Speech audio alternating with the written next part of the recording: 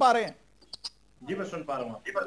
जी, अभी जो बीजेपी ने ऐलान किया, जो पीएम मोदी ने कहा कि हमें पसमानदा समाज के मुस्लिमों को साथ लेकर चलना है और मुस्लिमों के खिलाफ किसी तरह की बयानबाजी नहीं करनी है, तो आपको लगता है ये सियासी चाल है या वाकई वो चाहते हैं कि पसमानदा समाज के मुस्लिमों का भला हो? सुरजीत जी, मुझे बड़ा आश्चर्य होता है कि हमारे देश के प्रधानमंत्री हम्म। एक तरफ बड़ी बड़ी रैलियों में बयान देते हैं कि वो कपड़ों से पहचान डालते हैं कुछ लोगों को और उनके ऊपर बड़े बड़े आरोप लगाते थे। और आज जिन लोगों को ये कपड़ों से पहचानने की बात करते थे, आज उनके हितैषी होने के दावे कर रहे हैं, उनके लिए तमाम पाबंदियां लगाने की बात कर रहे हैं। अभी हमने पिछले समय में देखा, एक फिल्म आई बाजार में जिसको भारतीय सेंसर बोर्ड ने, जिसमें सीधा सीधा हस्तक्षेप मोदी सरकार, भारतीय जनता पार्टी की सरकार का रहता है, उस सेंसर बोर्ड के माध्यम से जो भी उसमें कट लगने चाहिए, जो पिक्चर के दृश्य होंगे जिनको नहीं दिखाना चाहिए समाज के बीच में, उसमें कट लगाए गए होंगे और भारतीय जनता पार्टी की, मोदी सरकार की सहमति से वो पिक्चर बाजार में। लेकिन भारतीय जनता पार्टी के तमाम नेता उस पिक्चर को एक समुदाय से जोड़ते हुए, तमाम बातें कहते हुए, कलाकारों के ऊपर तमाम आरोप लगाते हुए उसको धार्मिक रंग देने का काम कर रहे थे। मध्य प्रदेश के अंदर गृह मंत्री नरोत्तम मिश्रा जी, उच्च शिक्षा मंत्री विश्वास सारंग जी, तमाम ऐसे लोगों ने मध्य प्रदेश के अंदर उत्पात मचाया। मध्य प्रदेश में सरकार आपकी थी, आप पाबंदी लगाते थे। केंद्र में आपकी सरकार थी, आप सेंसर बोर्ड के माध्यम से पाबंदी लगाते, जो दृश्य पे आपको आपत्ति थी। लेकिन ये तमाशा दिखाने की जरूरत क्यों थी? ये तमाशा दिखाने की आवश्यकता इसीलिए थी ताकि समाज में खाई बनाई जा सके, समाज में किसी तरीके से दूरियां बनाई जा सके और जो मूलभूत सुविधाएं हैं जिसके लिए त्राहिमाम मचा हुआ है, पेट्रोल डीजल की कीमतें हो, बेहतर शिक्षा हो, बेहतर स्वास्थ्य व्यवस्था हो, बेहतर जीने के अधिकार हो सबके पास। मतलब कुल मिलाकर यस जी, आप यही कहना चाह रहे हैं कि ये केवल सियासी पैंतरेबाजी है, कोई हमदर्दी नहीं है, कुछ भी भला नहीं सोच रही है बीजेपी, यही आपका मानना है? जी जी हाँ, मेरी बात कंप्लीट हो रही है जी। अभी आपकी बाइट में दिखाया, पसमंदा का मतलब होता है, फारसी शब्द है जिसका अर्थ होता है पिछड़ा हुआ। तो पिछड़ा वर्ग जो है उसके आरक्षण के लिए क्या? मुस्लिमों की बहुत सारी जातियां ऐसी हैं जो पिछड़ा वर्ग में आती हैं। मध्य प्रदेश में इन्होंने आरक्षण खत्म करने का काम किया। 27% आरक्षण कांग्रेस पार्टी जाते जाते घोषित कर गई, वो नाटक कर रही थी। उसके बाद नया नाटक भारतीय जनता पार्टी की मध्य प्रदेश सरकार कर रही थी। यहाँ 27% आरक्षण खत्म किया मध्य प्रदेश के अंदर। उत्तर प्रदेश के अंदर नगरीय निकाय के चुनाव हो रहे हैं, वहां 27% आरक्षण खत्म करने की बात करी, ठीक है, जीरो ही कर दिया सुप्रीम कोर्ट के माध्यम से। कोर्ट में अपना सही साक्ष्य प्रस्तुत नहीं कर पाई भारतीय जनता पार्टी की सरकार, उत्तराखंड में खत्म कर दिया आरक्षण। तो ये पिछड़े हुए लोगों के लिए क्या अधिकार दिलाएंगे? ये फिर से सियासत करना चाहते हैं हिंदू मुस्लिम के नाम पे और बरगलाना चाहते हैं, और ये सीधे तौर पे एक नाटकबाजी है। जिम्मेदारी से भागते हुए, केवल बयानों से बयानबाजी करते हुए एक इवेंट था जो कल खत्म हो गया है। यस भारतीय जी, देखिए सवाल यहां पर यह नहीं है कि बीजेपी इसको चुनावी एजेंडा बना करके चल रही है, केवल चुनाव के लिए इस्तेमाल कर रही है। सवाल ये उठता है कि आखिरकार फिक्र तो की बीजेपी ने, क्योंकि सरकार तो आपकी भी रही उत्तर प्रदेश में और आपने MY समीकरण को काफी बढ़ाया, मुस्लिम और यादवों के लिए काफी कुछ करने का वादा भी किया, बहुत सारे चुनावी वादे किए और आपने, ऐसा एक पल लग रहा था मुस्लिमों को भी कि शायद आप उनके तारनहार बनने वाले हैं, पसमानदा समाज को, पसमानदा समुदाय को बहुत आगे लेकर के जाने वाले हैं, लेकिन ऐसा कुछ भी नहीं हुआ। और यही वजह है कि आज वो बीजेपी के लिए चुनावी एजेंडा बन गया है, तो इसके पीछे आप भी दोषी हैं। देखिए, मैं अभी अपने पूर्व वक्ता को सुन रहा था, उन्होंने अपनी बात कही और वो कह रहे 70 साल में पहली बात। देखिए, पिछड़ों के लिए लगातार बात होती रही है। मंडल कमीशन एक आयोग बनाया है ना? उस मंडल कमीशन आयोग की कितनी सिफारिशें लागू हुई, उसमें मुस्लिम समाज बहुत बड़ी बहुतायत संख्या में है। उस पर आप बात नहीं कर पाएंगे, उसके अधिकार की आप बात नहीं कर पाएंगे। लेकिन क्योंकि पिछड़ों को भी बांटना है, पिछड़े वर्ग के अधिकार को भी आपको बांटना है, उसमें मुस्लिमों को भी बांटना है, आपको हिंदुओं को भी बांटना है, प्रतिनिधित्व देने की बात जब आती है, अधिकार देने की भी बात आती है, बिहार सरकार ने शुरुआत कर दी है जातीय जनगणना की। आप भी घोषणा कर दीजिए कि जातीय जनगणना होगी हर प्रदेश में और देश में, और जातीय जनगणना के आधार पर हम योजनाएं बनाएंगे और सबको प्रतिनिधित्व देंगे, सबको हिस्सेदारी देंगे। वो बातें तो होंगी नहीं। तो जब पूरे देश में जब ये सारी बातें पिछड़ा वर्ग के लोग बड़ी जोर शोर से उठाने लगे, तो अब ये डिवाइड एंड रूल, क्योंकि ये अंग्रेजों के चेले हैं, तो ये अंग्रेजों के चेलों ने उन्हीं से सीखा हुआ है, तो डिवाइड एंड रूल वाली बात कर रहे हैं। तो अब आप जब एमवाई समीकरण की बात करते हैं तो वो डिवाइड एंड रूल नहीं होता है क्या? वो क्यों, हम प्रतिनिधित्व की बात कर रहे हैं, अधिकार देने की बात कर रहे हैं। नहीं, आप मुस्लिम और यादव समीकरण लेकर के चलते हैं तो वो सही है।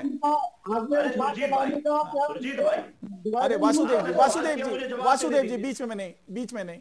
हाँ यश जी, मुझे आपने सवाल किया, हाँ, भारतीय जनता पार्टी की सरकार में कितने यादव मंत्री है, कितने मुस्लिम मंत्री है, कितनों को टिकट दिया, इनसे बात कर लीजिए, संख्या के आधार पर बात कर लीजिए। जितनी जनसंख्या है, जितनी मुस्लिम समुदाय की जनसंख्या है, जितनी यादव समाज की जनसंख्या है, जितने पिछड़े वर्ग की जनसंख्या है, उतनी आबादी के हिसाब से क्या संगठन में भारतीय जनता पार्टी में जगह है?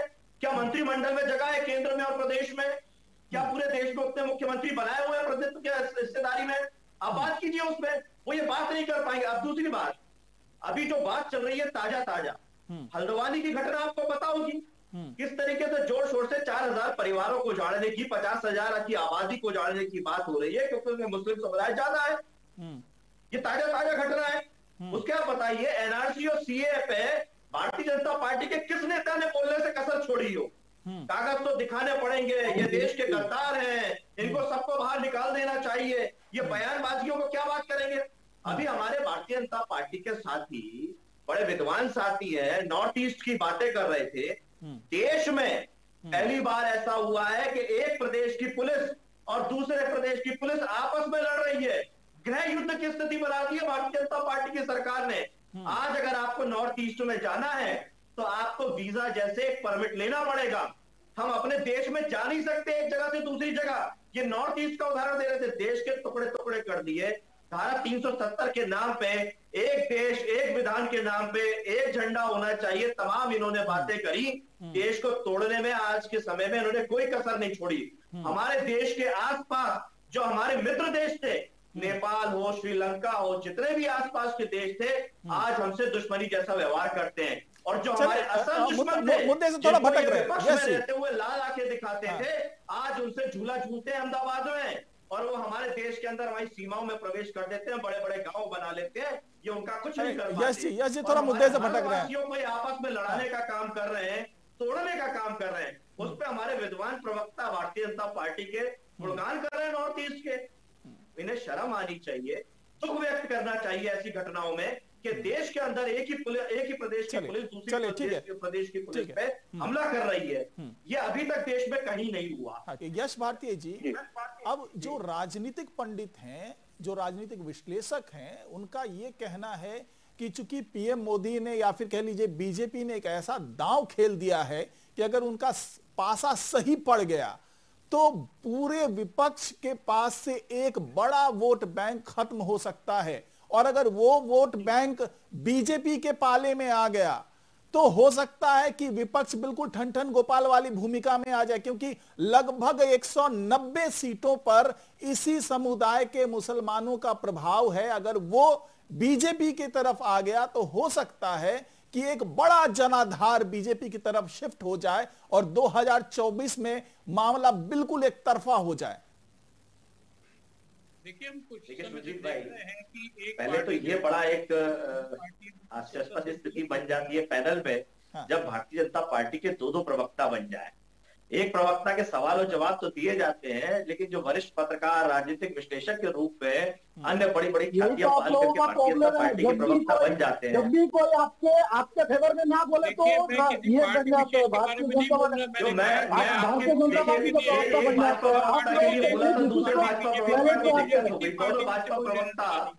दोनों भाजपा प्रवक्ता मुझे बोलने से रोक रहे हैं। मैं रोक नहीं रहा साहब, मैं भारतीय जनता पार्टी। तो मुझे मेरी बात कहने दीजिए। आपने अपनी बात कह दी ना आदरणीय, आपने अपनी बात कह दी, जनता ने सुन ली। अब मुझे मेरी बात कहने दीजिए, जनता को सुनने दीजिए, जनता को सुनने दीजिए। चलिए ये शिव, मैंने आपको रोका नहीं, आपको टोका नहीं, आपने जो जो कहा सब सुना ना मैंने। मैं भी अब मुझे बोलने का मौका दीजिए। हाँ देखिए, भारतीय जनता पार्टी क्या दाव चलती है, क्या पेच चलती है, ये दाव ये जुए की तरह ही काम करते हैं और इन्होंने राजनीति को भी एक जुए का रंग दे दिया है। ये दाव चलना ही इनकी राजनीति का हिस्सा है, काम करना इनकी राजनीति का हिस्सा नहीं है। बातें करना, इवेंट करना, ये राजनीति का हिस्सा है भारतीय जनता पार्टी को, ये काम कर रही है। आपने बिल्कुल सही कहा कि दाव चल दिया है इन्होंने, तो ये चला है इन्होंने, ठीक है, जनता देख रही है। जनता ये भी देख रही है कि भारतीय जनता पार्टी के पूर्व मुख्यमंत्री साहिब सिंह वर्मा जी के बेटे प्रवेश वर्मा, जो दिल्ली से सांसद हैं, वो मंच से कहते हैं मुसलमानों से सामान खरीदना बंद कर दो, किसी भी तरीके का व्यवहार बंद कर दो।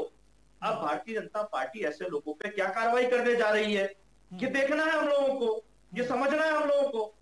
और ये भारतीय जनता पार्टी जिन पसमानदा समाज की बात करें या मुस्लिम समाज की बात करें, हिंदू समाज की बात करें, सिख समाज की बात करें, जिस भी समाज की बात करें, ये देख रहा है। सिख समाज का समय समय पर 1984 के दंगे की बात करके उनके जख्म ताजा कर देते हैं, लेकिन न्याय दिलाने को लेकर के इनके दूसरे टर्म की जो केंद्र की सरकार चल रही है, क्या भूमिका कर पाई अभी तक?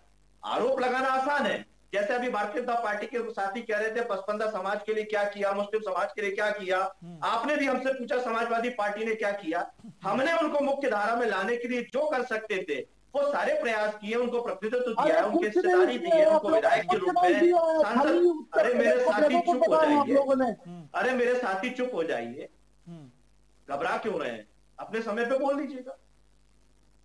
तो हमें जो प्रतिनिधित्व देना था, जो हिस्सेदारी देनी थी, मंत्री बना के, सांसद बना के, विधायक बना के, अधिकारी के रूप में, कर्मचारी के रूप में बेहतर जिम्मेदारी देके, जो उनके पास उनकी योग्यता है, जो उनके पास हुनर है, चाहे वो कन्नौज में इसरो बना करके दे सकते हो या अन्य माध्यमों से दे सकते हो, हमने उनके बेहतर व्यवस्था के दी है और बेहतर व्यवस्था के साथ में उनको मुख्य धारा में लाने के लिए काम किया है।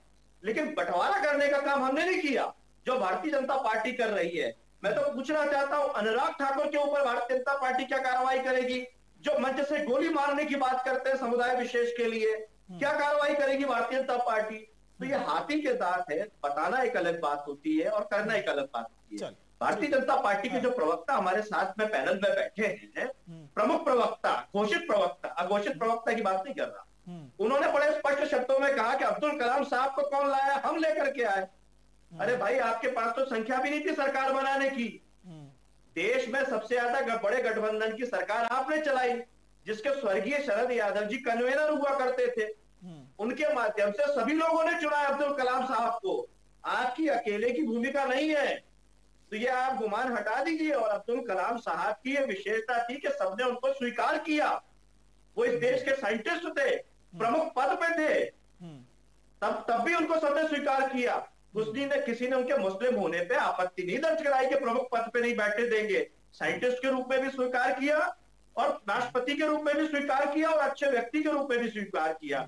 मुसलमानों को अगर कोई अस्वीकार करता है तो वो भारतीय जनता पार्टी करती है, आरएसएस करती है और आप जैसी मानसिकता के लोग करते हैं। मेरे दोस्त, आरोप लग रहे हैं कि कथनी और करनी में फर्क है, कहते कुछ है करते कुछ है, और ऐसा ही कुछ होने वाला है जब पसमानदा मुसलमानों के लिए आप कह रहे हैं। ये देखिए, ये दोनों जो कम्युनल पार्टी के प्रवक्ता साहब अभी जो आरोप लगाए ना, सबका जवाब देता हूँ। पहले तो असमाजवादी पार्टी के प्रवक्ता साहब ने जो बोल रहे थे, इनको याद दिला की परिभाषा बता दीजिएगा, निवेदन था। आप सुन तो लीजिए महाराज। नहीं, आप ही से पूछ रहा हूँ, आपने जो बोला बता दीजिए। हम नादान लोगों को बता दीजिए बोल रहा हूँ ना। हाँ, तो आप सुन तो लीजिए। कम्युनल है, आपने कहा हम लोग कम्युनल है, तो थोड़ा बता दीजिए। हाँ, बता तो रहा हूँ। इन्होंने 90 का दशक में कार सेवकों के ऊपर गोली चलाने का काम किया था। अरे सर, आज बड़े बड़े भाषण बता दीजिए सर। आपने जब गोली चलाए थे, आपका सरकार रहते हुए, आपका पार्टी रहते हुए, जब हिंदू संप्रदाय के ऊपर खुलेआम गोली चलाए थे, कार सेवकों के ऊपर, राम सेवकों के ऊपर गोली चलाए थे, तब आपको ध्यान नहीं था, तब आप कम्युनल नहीं थे, तब आप सेकुलर थे। आपके राज में जिस तरह से यूपी पीछे चले गए, जिस तरह से वहां पे गुंडागर्दी हुए थे, तब भूल गए आप। और रही बात ये चाइनीज चंदे पे पलने वाली करप्शन पार्टी के कम्युनल प्रवक्ता साहब अभी क्या बोल रहे थे, भारत जोड़ो यात्रा, ये भारत जोड़ो नहीं, भारत छोड़ो यात्रा है। भारत छोड़ो यात्रा इसलिए क्योंकि भारत जोड़ो यात्रा जहां से चालू हुआ है, मेरे विद्वान भारत छोड़ो यात्रा के आपके ही शब्दों की बात पूछ रहा हूँ। कम्युनल का हमें बता दो दीजिए क्या होता है। हम सेक्युलर होने की बात कहते हैं, आपने हमें कम्युनल बता दिया। हमें कम्युनल की परिभाषा बता दीजिए भाई मेरे। सुनने का तो काम कर लीजिए कम से कम। तो आप वासुदेव जी थोड़ा चलिए, सुनने के लिए बोल रहा हूँ, बोलिए ना। वासुदेव जी कम शब्दों में बात रखिए, समय की कमी है थोड़ी। आप तो कार सेवकों की बात कर रहे हैं, कम्युनल का जो प्रश्न किए तो उसका आंसर तो दे दो कम से कम। ये लोग सुनने का काम करेंगे तब ना। चाइनीज चंदे पर पलने वाली ये करप्शन पार्टी के प्रवक्ता साहब अभी क्या बता रहे थे, भारत छोड़ो यात्रा कर रहे हैं, संस्कृति जोड़ रहे हैं, वही नफरत का दुकान खोलकर नफरत का सामान बेचने का काम कर रहे हैं। आपने भारत छोड़ो का सहारा लिए हैं।